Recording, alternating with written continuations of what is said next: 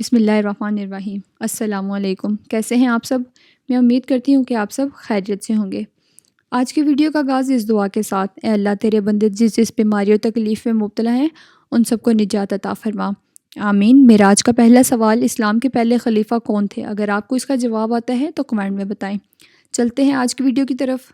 دوستو، اللہ سبحانہ و تعالیٰ کچھ ایسے پاکیزہ بندوں کو چن لیتا ہے جو اس کے حبیب سے ایسا عشق کرتے ہیں کہ اپنا سب کچھ قربان کر دیتے ہیں۔ یہ عشق رسول عطیہ الہی ہے۔ اللہ جسے عطا کرتا ہے اسے زمانے کا سردار بنا دیتا ہے۔ ایسی ہی داستان سیدنا بلال حبشی رضی اللہ تعالیٰ عنہ کی ہے۔ عشق رسول کی بدولت اللہ تعالیٰ نے ایک حبشی غلام کو وہ عزت اور عظمت عطا فرمائی کہ عشق رسول ہی ان کی شناخت بن گیا۔ رسول اللہ صلی اللہ علیہ وسلم نے ان کو اپنا خزانچی مقرر فرمایا اور ان کو موزن رسول ہونے کا اعزاز ملا۔ جی ہاں دوستو، یہ کہانی ہے ایک حبشی غلام کی جو اپنی نسب کے اعتبار سے غلام تھا۔ اس حبشی غلام کا نام سیدنا بلال رضی اللہ تعالیٰ عنہ ہے، اور آپ کے والد کا نام ربا اور والدہ کا نام حمامہ رضی اللہ تعالیٰ عنہ تھا۔ آپ کے والدین غلام تھے اور اسی غلامی میں سیدنا بلال مکہ مکرمہ میں پیدا ہوئے۔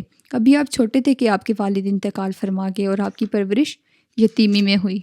دوستو، آپ کے خاندان میں 2 بہنیں، ماں اور ایک بھائی تھا، اور آپ سب عبداللہ بن جدعان کے غلام تھے جو کہ ایک پکا کافر تھا۔ وہ دن رات آپ سے مشقت بھرے کام لیا کرتا تھا۔ سخت سردی کا موسم تھا اور دن رات کام کرنے کی وجہ سے آپ کو بخار نے آ گھیرا۔ ایک رات آپ کا مالک آیا اور آپ کو حکم دیا کہ یہ جو کہ کچھ بوریاں ہیں ان کو پیسو اور آٹا بناؤ۔ شدید بخار اور سردی ہونے کی وجہ سے حضرت بلال نے ایک چادر لی اور سو گئے۔ اتنے میں آپ کا مالک دوبارہ آیا اور دیکھا کہ آپ سو رہے ہیں۔ وہ سخت غصے میں آیا اور آپ کو اٹھا کر باہر سین میں بٹھا دیا اور آپ کی قمیض اتروا دی۔ دوستو، یہ واقعہ ان دنوں کا ہے جب آپ صلی اللہ علیہ وآلہ وسلم اعلان نبوت کے بعد ایک رات اسی گلی سے گزر رہے تھے جہاں حضرت بلال رضی اللہ تعالیٰ عنہ رہتے تھے۔ آپ صلی اللہ علیہ وآلہ وسلم نے سنا ایک گھر سے کسی کے رونے کی آواز آ رہی ہے۔ آواز میں اتنا درد تھا کہ آپ صلی اللہ علیہ وآلہ وسلم بے اختیار اس گھر کی طرف ہو لیے۔ آپ صلی اللہ علیہ وسلم نے دیکھا کہ ایک نوجوان جو کہ حبشہ کا معلوم ہوتا ہے چکی پیس رہا ہے اور رو رہا ہے۔ قصہ مختصر: آپ صلی اللہ علیہ وسلم نے ان سے رونے کی وجہ پوچھی تو انہوں نے بتایا کہ میں غلام ہوں اور سارا دن اپنے مالک کا کام کرتا ہوں اور رات کو وہ مجھے چکی پیسنے کے لیے دے دیتا ہے جس کو پیسنے میں ساری رات لگ جاتی ہے۔ میں اپنی قسمت کو رو رہا ہوں۔ میرا جسم بھی آرام مانگتا ہے، مجھے بھی نیند ستاتی ہے، مگر میرے مالک کو مجھ پر ترس نہیں آتا۔ آپ صلی اللہ علیہ وسلم نے ان کو کچھ کھجوریں اور دودھ دیا اور کہا تم یہ کھاؤ اور سو جاؤ، تمہارا کام میں کر دوں گا۔ آپ صلی اللہ علیہ وسلم ساری رات چکی پیستے رہے اور جب کام پورا ہو گیا تو ان کو جگائے بغیر وہاں سے چلے گئے۔ دوستو، یہ ماجرا 3 راتوں تک جاری رہا۔ اس واقعے کے بعد حضرت بلال رضی اللہ تعالیٰ عنہ رسول پاک صلی اللہ علیہ وسلم کی شخصیت سے بہت متاثر ہوئے۔ اس واقعے کے بعد ایک دن حضرت ابوبکر صدیق اس رستے سے گزر رہے تھے جہاں حضرت بلال حبشی کام کیا کرتے تھے، تو انہوں نے حضرت بلال کو روک کر کہا، اے بلال، کب تک تو اتنے خداؤں کو پوجتا رہے گا، جگہ جگہ ماتھا ٹیکتا رہے گا؟ یہ تجھے کبھی بھی غلامی سے آزاد نہیں کریں گے۔ آؤ میں تمہیں ایک دروازہ بتاؤں جو تمہیں غلامی سے نکال کر مکہ کی چھت پر کھڑا کر دیں گے۔ اس طرح حضرت بلال حضرت ابوبکر صدیق کی باتوں سے بہت متاثر ہوئے اور انہوں نے کلمہ پڑھ لیا۔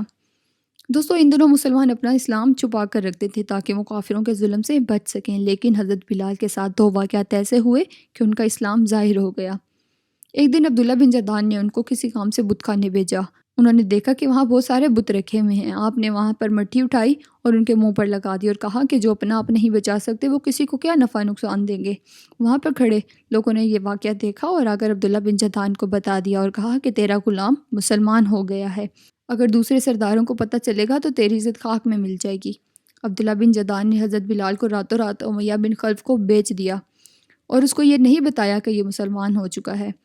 امیہ بن خلف جو کہ بہت سخت کافر تھا، اس کی غلامی میں حضرت بلال کے ساتھ ایک اور واقعہ پیش آیا جس کی وجہ سے ان کا اسلام ظاہر ہو گیا۔ ہوا کچھ اس طرح کہ ایک دن حضرت عمار بن یاسر رضی اللہ تعالیٰ عنہ کو مکہ کے سارے کافر مل کر کوڑے مار رہے تھے۔ ان کافروں میں امیہ بن خلف بھی شامل تھا۔ جب امیہ بن خلف مار مار کر تھک گیا تو اس نے بلال کو دیکھا اور اس کو معلوم تھا کہ بلال بہت زوراور آدمی ہے اور جو کام کہو وہ کر دیتا ہے۔ امیہ نے ان کو بلایا اور کہا لو کوڑا اور اس کو مارو۔ حضرت بلال کبھی عمار کو دیکھتے ہیں اور کبھی کوڑے کو، تو حضرت عمار حضرت بلال کے پاس آئے اور کان میں کہا، اے بلال، 2-4 کوڑے مار لو، مجھے تو مار پڑ ہی رہی ہے، لیکن تم کسی کے سامنے مت آنا، اپنا آپ بچاؤ اور نکل جاؤ۔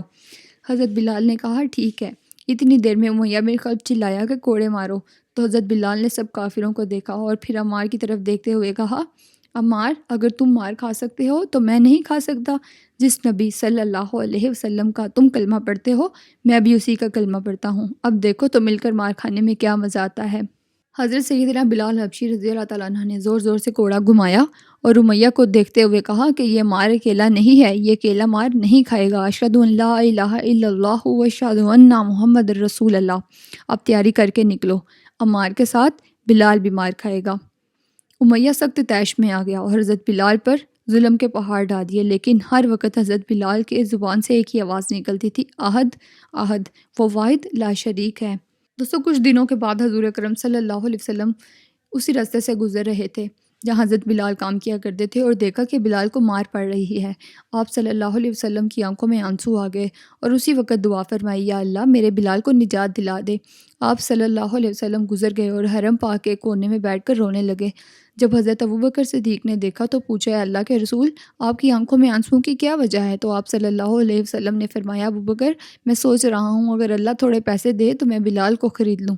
حضرت ابوبکر صدیق رضی اللہ تعالیٰ عنہ اسی وقت گھر گئے اور حضرت عباس کو کچھ پیسے دے کر کہا کہ امیہ کے پاس جاؤ اور بلال کو خرید لو، اگر میں امیہ کے پاس جاؤں گا تو وہ بلال کو کبھی بھی نہیں بیچے گا۔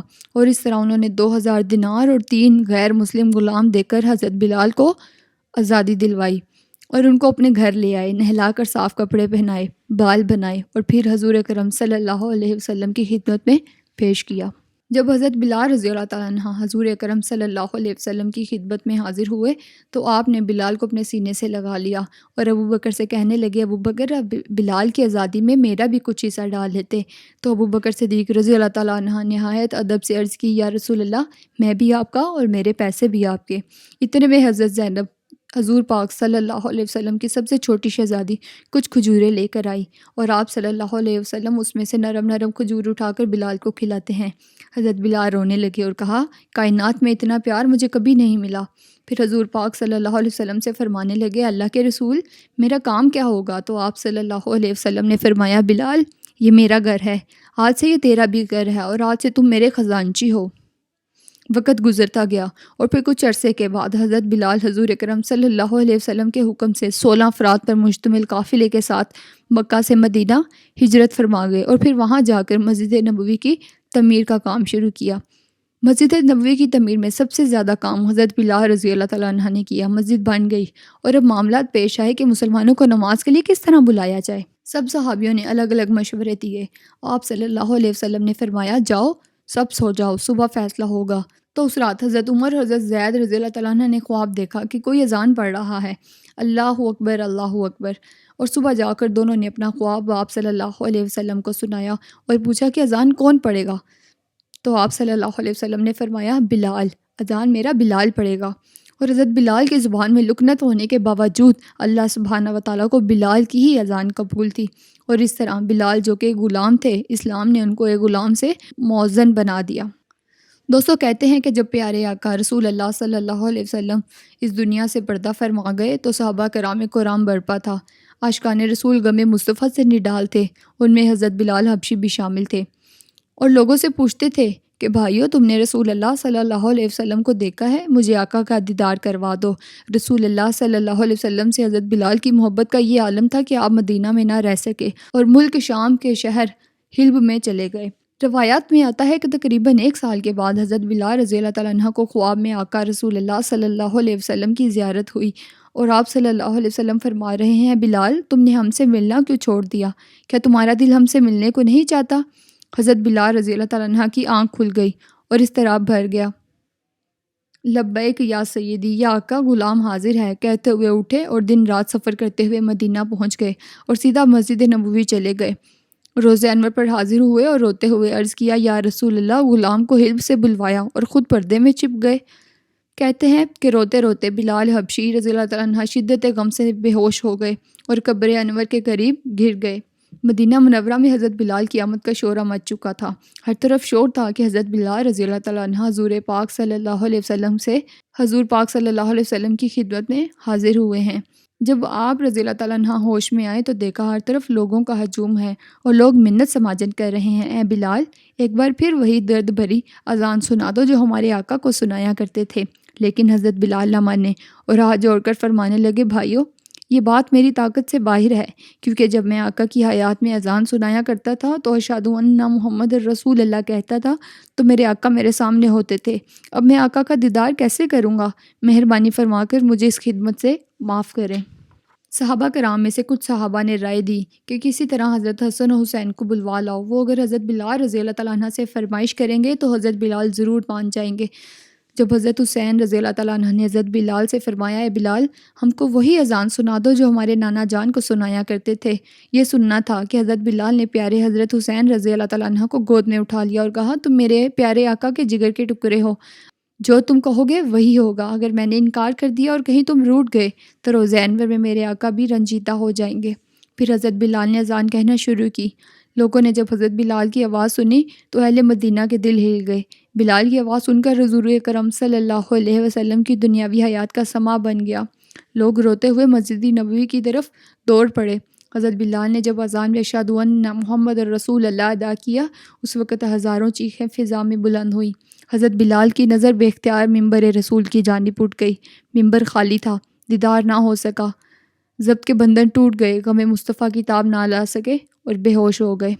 دوستو، اس واقعے کے بعد حضرت بلال اپنے آقا کے شہر سے رخصت ہوئے اور واپس شام چلے گئے، جہاں 20 ہجری 641 عیسوی کو آپ نے اپنا سفر حیات تمام کیا اور آپ کو دمشق میں باب صغیر میں دفن کیا گیا۔ یہ تھی آج کی ویڈیو۔ میں امید کرتی ہوں کہ آپ کو آج کی ویڈیو اچھی لگی ہوگی۔ اگر ویڈیو اچھی لگے میرے چینل کو سبسکرائب، ویڈیو کو لائک اور بیل آئیکن کو پریس کر دیں تاکہ اس چینل پر مزید آنے والی ویڈیو آپ تک پہنچ سکے۔ میرا آج کا دوسرا سوال، حضور پاک صلی اللہ علیہ وسلم کی کتنی بیٹیاں اور بیٹے تھے؟ اگر آپ کو اس کا جواب آتا ہے تو کمنٹ میں بتائیں۔ آپ سے ملاقات ہوگی انشاءاللہ اگلی ویڈیو میں، تب تک میں آپ سے اجازت چاہتی ہوں۔ اللہ حافظ۔